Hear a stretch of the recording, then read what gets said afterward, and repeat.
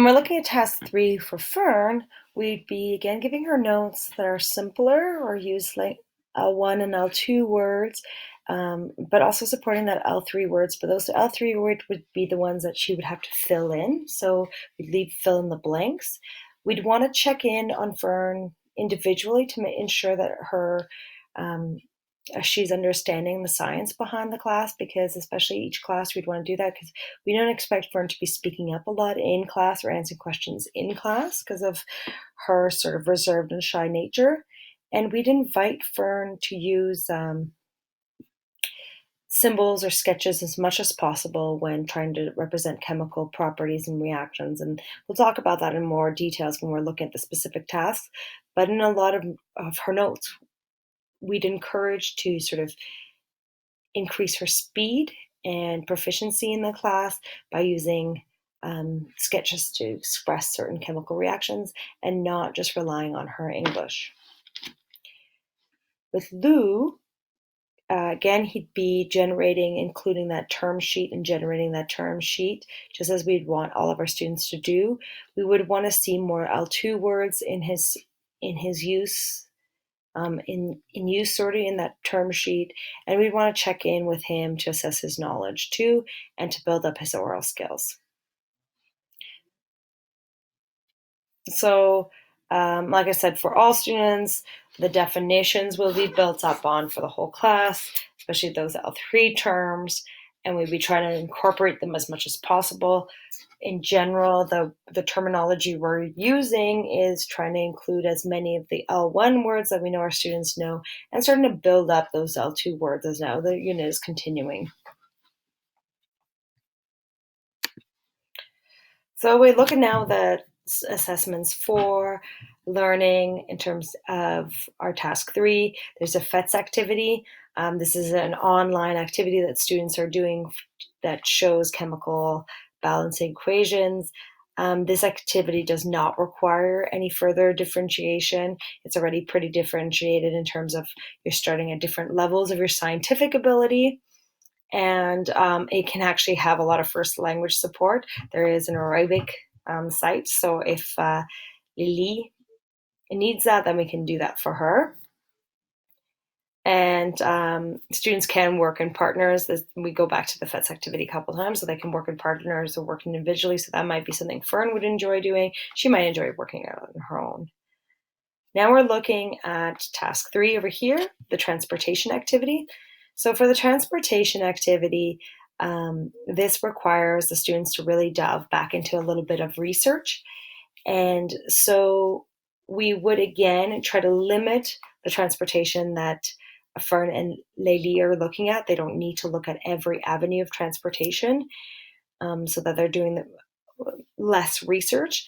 And in terms, this is a team activity, so they can be doing the team still would be representing the same information. They would just have smaller pieces to do within that team. And we would assign those teams appropriately so that there was more students, let's say, in that team, so that the weight doesn't get put on the other students, and we don't want to build resentment amongst our students. We would, for Leili, for example, we would not require her to write on the final report. She would be assessed orally for this component of her research. For Fern, however, we would want her to do a little bit of the contributing to the writing aspect. Again, in terms of evaluating her writing, we wouldn't be as stringent as we would be for an English speaking student, but we would want her to contribute to the final writing on the report and clearly identify which section she wrote.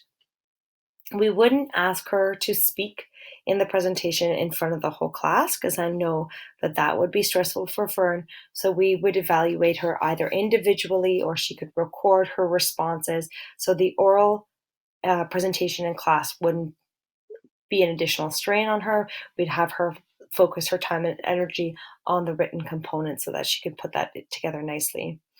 And for Lou, we would encourage him to speak during the presentation, although we would give him the right to choose which part of the presentation he would like to speak to. So within his group, he would be the one that'd be selecting the task that he wants to work on and that he will be speaking to.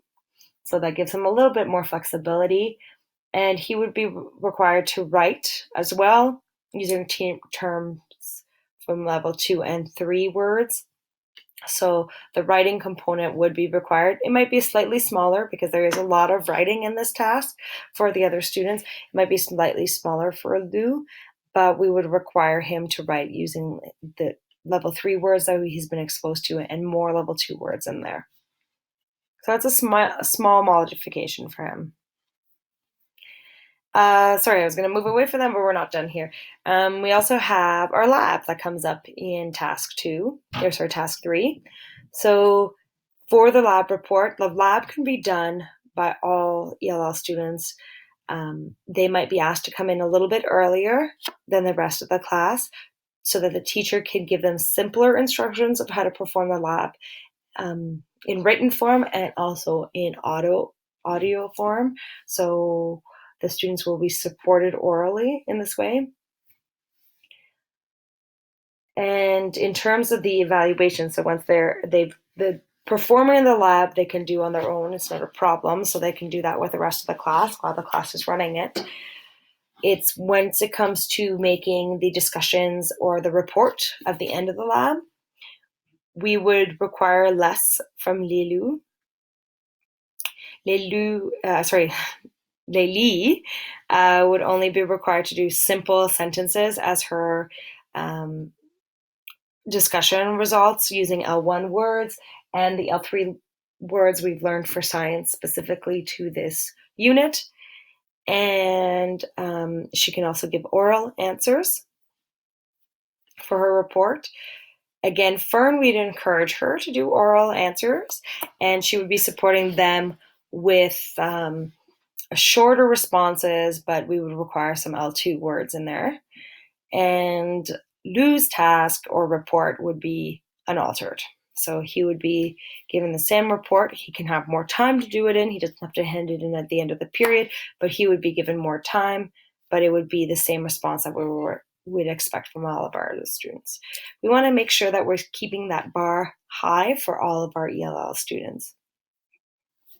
So always pushing them, and if we notice that they're struggling and that we're setting the bar too high, that's when we can reassess.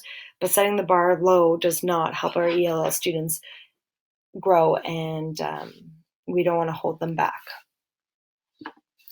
As I was saying, assessment as tasks are done throughout. So there's often self-quizzes that the students are allowed to do.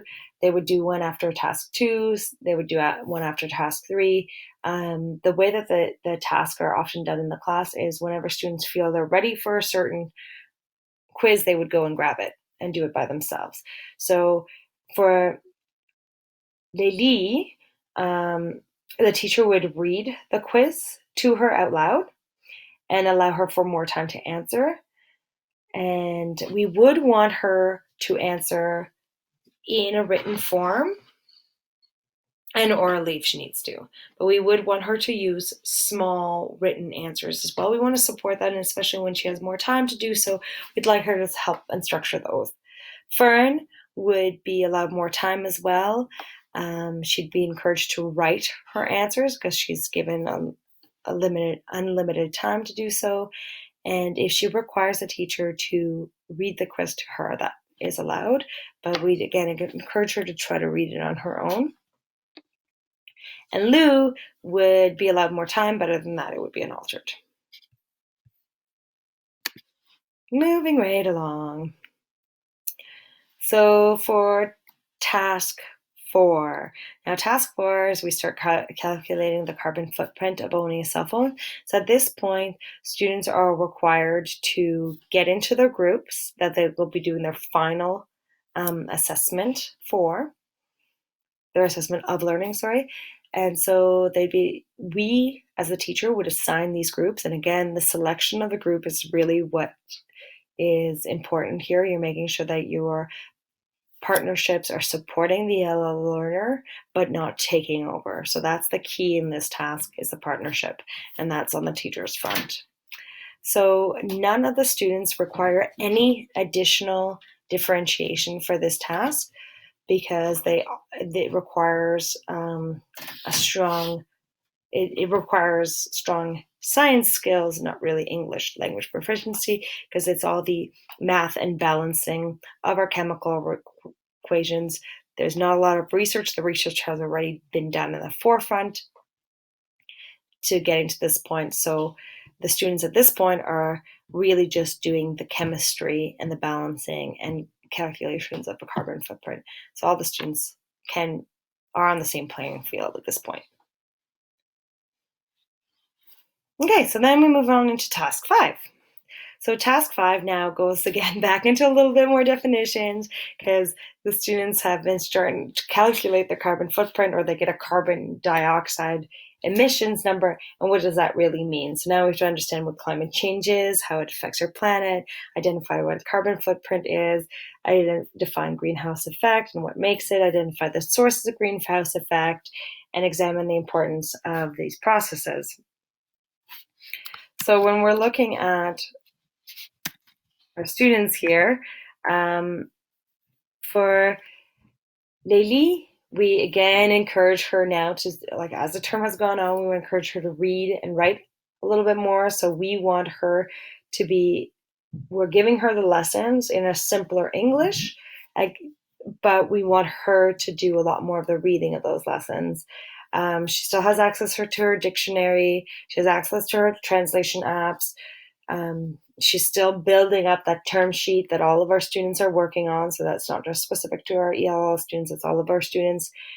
And she's got access to that sheet at all times so that she can cross-reference as a teacher is teaching what that term is in the Arabic term. And again, we're encouraging her to use sketches to represent some of these processes, especially when we're talking about greenhouse effect and things like that, greenhouse gases or the greenhouse emissions, using a sketch to express that would be easier than writing the words out. Fern, again, we do want her to do the fill in the blanks that we've been asking her to do.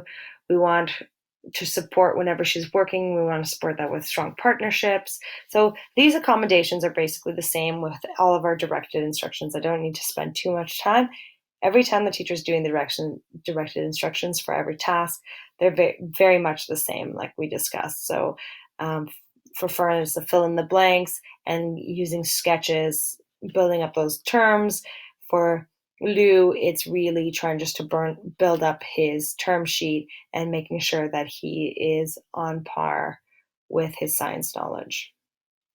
Always a teacher is doing anecdotal records of all her students' progress or his students' progress, and making sure that everyone is being accommodated appropriately.